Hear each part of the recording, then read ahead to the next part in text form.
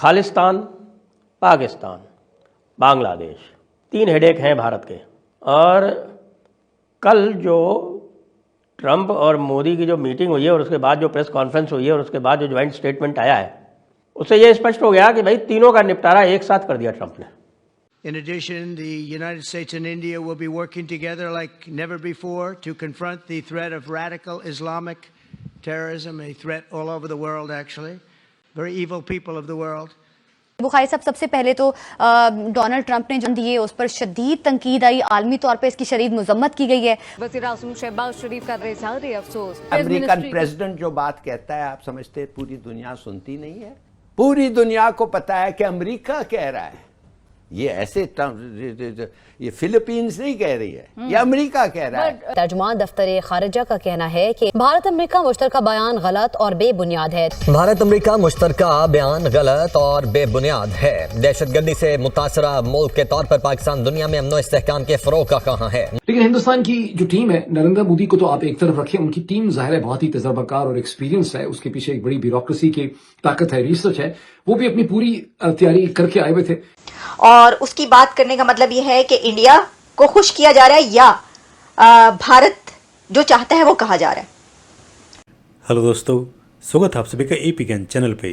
तो फ्रेंड्स, आइए देखते हैं पाकिस्तानी मीडिया की लेटेस्ट वीडियो। तो दोस्तों, इस समय पाकिस्तानी मीडिया और पाकिस्तान के अंदर काफ़ी हलचल मची है, इनफैक्ट बौखलाहट मची है। और इस हद तक कि पाकिस्तानी सरकार बाकायदा अमेरिका पहुँचे मोदी जी, और फिर ट्रंप और मोदी जी की मुलाकात के बाद जो ज्वाइंट स्टेटमेंट आई दोनों देशों के लीडरों के, यानी Indian prime minister Modi ji और अमेरिकन प्रेसिडेंट डोनाल्ड ट्रंप ने एक साथ एक मंच पे जो बयान दिया है, उससे पाकिस्तानियों में काफ़ी बौखलाहट मची है। और पाकिस्तानी सरकार बाकायदा स्टेटमेंट देके कह रही है कि मोदी और ट्रंप ने जो बयान दिया है वो गलत है और पाकिस्तान के खिलाफ है। हालांकि मोदी जी और ट्रंप की मुलाकात से पहले कहीं न कहीं यह दुनिया की आस लगा रही थी कि शायद इस बार ट्रंप एक अलग मूड में है और भारत के साथ, और भारतीय पीएम मोदी जी को ट्रंप इस बार उतनी अहमियत नहीं देंगे, बल्कि उल्टा टैरिफ के कारण भारत और अमेरिका के बीच में काफ़ी टकराव होगा। और इनफैक्ट खास तौर से पाकिस्तानी मीडिया यही मना रही थी, यही दुआ कर रही थी कि ऐसा ही होगा। लेकिन मोदी जी और ट्रंप के मुलाकात के बाद, खासतौर से दोनों के स्टेटमेंट के बाद, इसमें पाकिस्तान की और पाकिस्तानी मीडिया की हवाइयाँ उड़ी हैं। तो दोस्तों, आइए देखते हैं पाकिस्तानी मीडिया की इस लेटेस्ट वीडियो को। साथ ही आपसे रिक्वेस्ट है कि प्लीज़ चैनल को सब्सक्राइब कर हमें सहयोग दें।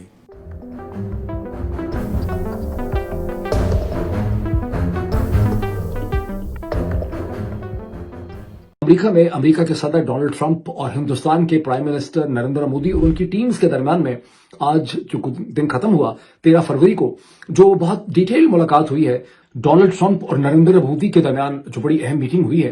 लेकिन हिंदुस्तान की जो टीम है, नरेंद्र मोदी को तो आप एक तरफ रखें, उनकी टीम जाहिर है बहुत ही तजर्बाकार और एक्सपीरियंस है, उसके पीछे एक बड़ी ब्यूरोक्रेसी की ताकत है, रिसर्च है, वो भी अपनी पूरी तैयारी करके आए हुए थे। और उन्होंने आने से पहले ही एक पूरा जो एक कंसेशनल पैकेज है उसका उन्होंने इंडिया दे दिया हुआ था। आउटकम क्या निकला इसका? आउटकम ये निकला कि ये फैसला हुआ कि हिंदुस्तान और अमेरिका के दरमियान में एक बाकायदा तौर पर डिटेल्ड ट्रेड टॉक्स होंगी, यानी इतनी डिटेल होंगी कि कहा गया है कि हम ये कोशिश करेंगे कि 2025 के अंदर ये जो ट्रेड राउंड और ट्रेड नेगोशिएशंस हैं हिंदुस्तान और अमेरिका के दरमियान, ये कंक्लूड कर सकें।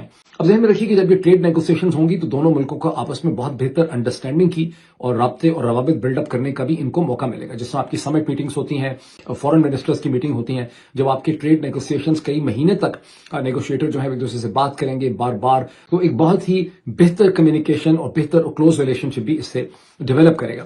डोनाल्ड ट्रंप ने कहा है कि F-35 फाइटर प्लेन्स जो इनविजिबल प्लेन्स हैं, जो स्टेल्थ प्लेन्स हैं, वो भी हिंदुस्तान को दिए जाएंगे, जो इस वक्त सबसे लेटेस्ट एरियल प्लेटफॉर्म या वेपन है, वेपन सिस्टम है अमेरिका का। जॉइंट प्रोडक्शन जो हैं, AI driven products, artificial intelligence के प्रोडक्ट्स पे भी जॉइंट प्रोडक्शन होगी। उसमें आप देख रहे हैं कि हिंदुस्तान उसमें एक बड़ी पोजीशन ले रहा है चीन और अमेरिका के साथ।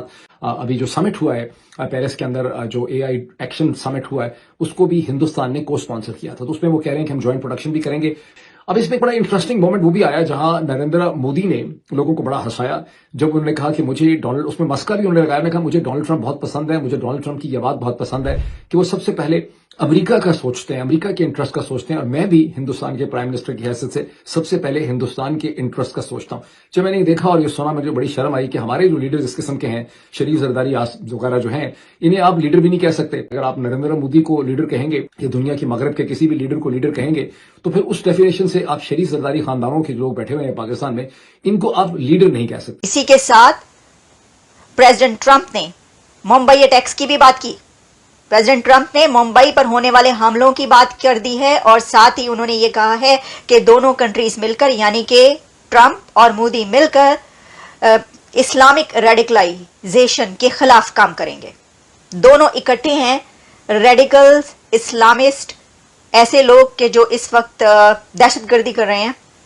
मुझे ऐसा लगा कि प्रेसिडेंट ट्रंप ने यह सोचा हुआ था कि वो मुंबई हमलों की बात करेंगे, क्योंकि मुंबई हमले आप जानते हैं कि इंडिया के लिए बड़ा ही एक सेंसिटिव मामला है और उसकी बात करने का मतलब यह है कि इंडिया को खुश किया जा रहा है या भारत जो चाहता है वो कहा जा रहा है। There is truly a special bond between the United States and India, and the world's oldest democracy and the world's largest democracy, and I believe the world's largest country in terms of the numbers of people. And today the Prime Minister and I are announcing a framework to strengthen those ties even further economically, and the U.S.-India Compact for the 21st century is a historic initiative that will deepen every aspect of our partnership and our friendship. In addition, the United States and India will be working together like never before to confront the threat of radical Islamic terrorism, a threat all over the world, actually. Today, I'm pleased to announce that my administration has approved the extradition of one of the plotters and one of the very evil people of the world, having to do with the horrific 2008 Mumbai terrorist attack, to face justice in India. So he's going to be going back to India to face justice as we deepen our defense partnership. Bharat America मुश्तरका बयान गलत और बेबुनियाद है। तर्जुमान दफ्तर खारिजा का कहना है कि शफकत अली खान ने कहा है कि दहशतगर्दी से मुतासरा मुल्क के तौर पर पाकिस्तान दुनिया में अमन और इस्तेहकाम के फरोग का ख्वाह है। We consider the Pakistan-specific reference in the Indo-US Joint Statement of 13 February 2025 as one-sided, misleading, and contrary to diplomatic norms.